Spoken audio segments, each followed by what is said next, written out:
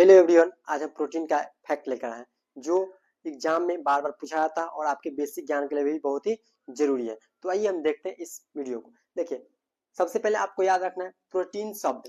Protein शब्द जो है वह ब्राजीलियस नामक वैज्ञानिक ने दिया था। किसने दिया था? याद रखिएगा कि प्रोटीन शब्द जो है ब्राजीलियस नामक वैज्ञानिक ने दिया था। यह फैक्ट पहले का याद रखिएगा, ठीक है। पहला, अब देखिए प्रोटीन जो होता है अत्यंत जटिल कार्बनिक तथा नाइट्रोजन युक्त पदार्थ है। क्या है? प्रोटीन जो है वह अत्यंत जटिल कार्बनिक तथा नाइट्रोजन युक्त पदार्थ है, ये याद रखिएगा। फिर देखिए तीसरा, प्रोटीन के स्रोत।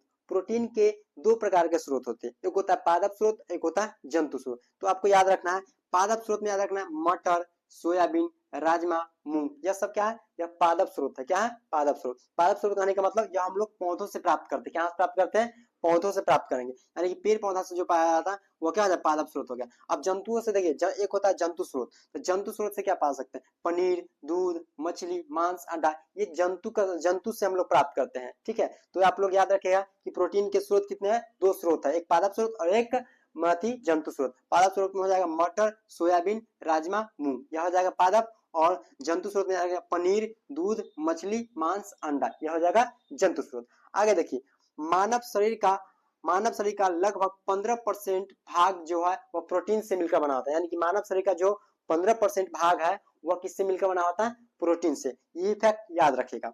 अब देखिए आगे, प्रोटीन का निर्माण 20 प्रकार के इम्यूनो अम्ल से मिलकर बना होता है। यानी कि प्रोटीन का निर्माण जो होता है वो 20 प्रकार के इम्यूनो अम्ल से मिलकर बना होता है। यानी कि अब देखिए, यह जो 20 प्रकार का इम्यूनो होता है, यानी कि मानव शरीर में 10 प्रकार के जो इम्यूनो अम्ल होता है वह पहले से मौजूद होता है मानव शरीर में, और 10 प्रकार के जो प्रोटीन होता है वह भोजन ग्रहण करने के बाद होता है। तो ये याद रखिएगा, यानी कि प्रोटीन का निर्माण 20 प्रकार के इम्यूनो अम्ल से मिलकर बना होता है, ये याद रखिएगा। फिर जब प्रोटीन की कमी से बच्चों में क्वाशर क्रोग नामक रोग होता है, ये याद रखिएगा फैक्ट।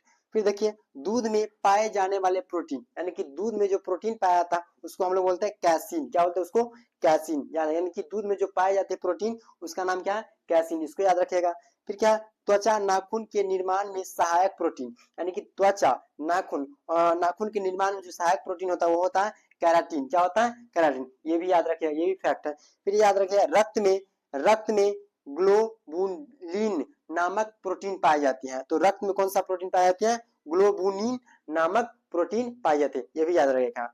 अगर वीडियो अच्छा लगे तो दोस्तों को शेयर कर दिए। ऐसा ही वीडियो हम लेकर आएंगे, फिर आएंगे नेक्स्ट वीडियो में, फिर मिलते हैं अगले वीडियो।